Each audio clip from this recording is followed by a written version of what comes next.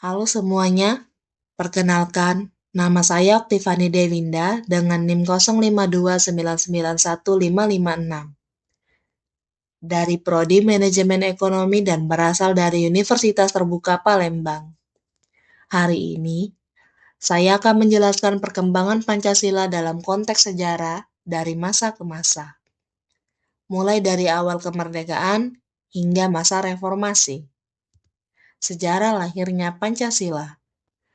Pada awal kemerdekaan, Pancasila lahir sebagai hasil pemikiran dari para pendiri bangsa melalui sidang BPU, PKI, dan PPKI.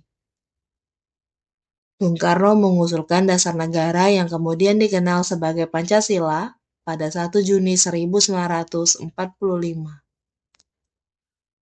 Dari sinilah, semangat gotong royong dan keadilan sosial mulai ditekankan sebagai identitas bangsa Indonesia.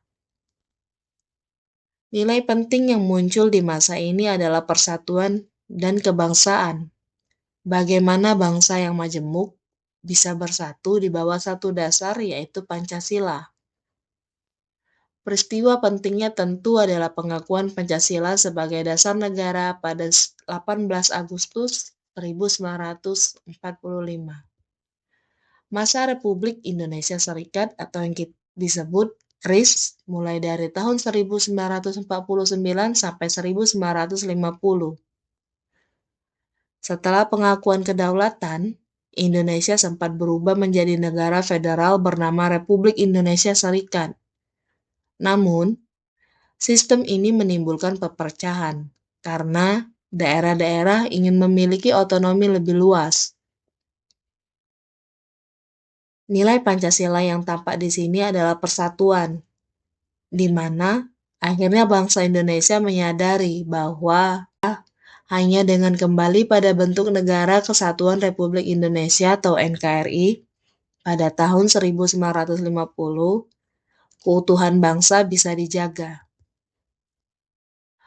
Masa demokrasi terpimpin 1959 sampai 1966. Pada masa ini, Presiden Soekarno menerapkan konsep demokrasi terpimpin setelah keluarnya Dekret Presiden 5 Juli 1959. Tujuannya adalah menyatukan kekuatan bangsa di tengah konflik politik. Nilai yang menonjol pada masa ini adalah musyawarah dan gotong royong. Meski dalam praktiknya, terkadang kebebasan politik menjadi terbatas. Namun, dari sini kita belajar bahwa nilai Pancasila tentang kebersamaan dan tanggung jawab sosial tetap dijaga di tengah tantangan politik. Masa Orde Baru mulai dari 1966 sampai 1999. Setelah peristiwa G30 SPKI, lahirlah pemerintah Orde Baru di bawah Presiden Soeharto. Pemerintah memperkuat posisi Pancasila sebagai asas tunggal melalui program penataran P4 atau Pedoman Penghayatan dan Pengamalan Pancasila. Nilai pentingnya adalah stabilitas dan kedisiplinan nasional. Namun, di sisi lain, penerapan Pancasila kadang digunakan untuk membatasi kebebasan berpendapat. Dari masa ini kita belajar bahwa nilai Pancasila harus dijalankan dengan keseimbangan antara persatuan dan demokrasi, bukan hanya sebagai alat kekuasaan. Masa reformasi mulai dari 1998 sampai sekarang.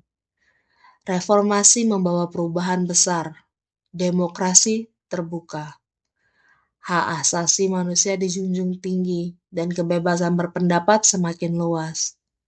Nilai kemanusiaan yang adil dan beradab, serta kerakyatan yang dipimpin oleh hikmat kebijaksanaan kembali ditegakkan. Namun, tantangan baru muncul. Intoleransi, korupsi, dan disinformasi digital. Disinilah peran generasi muda menjadi penting untuk menjaga makna Pancasila agar tetap hidup dan relevan. Refleksi diri.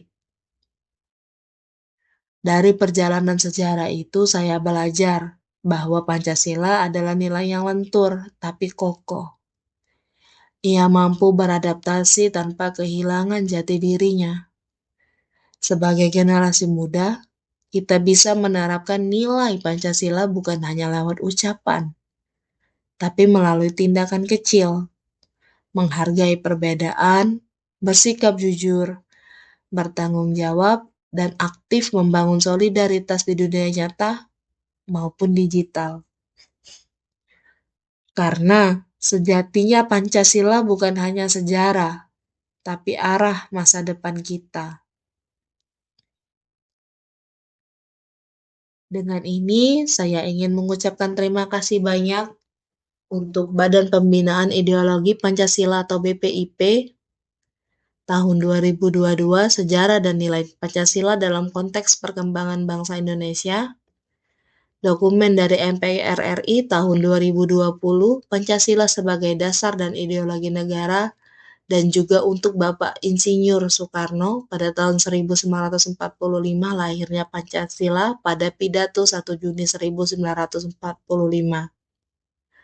Saya Oktivani Dewinda dengan NIM 0529915556 dari Prodi Manajemen Ekonomi berasal dari Universitas Terbuka Palembang untuk mata kuliah Pancasila yang dibimbing oleh Bapak Sri Nuryanto SPD MPD. Saya mengucapkan terima kasih banyak dan saya mohon maaf bila ada kesalahan kata dalam pembuatan video ini. Saya minta maaf. Terima kasih. Wassalamualaikum warahmatullahi wabarakatuh.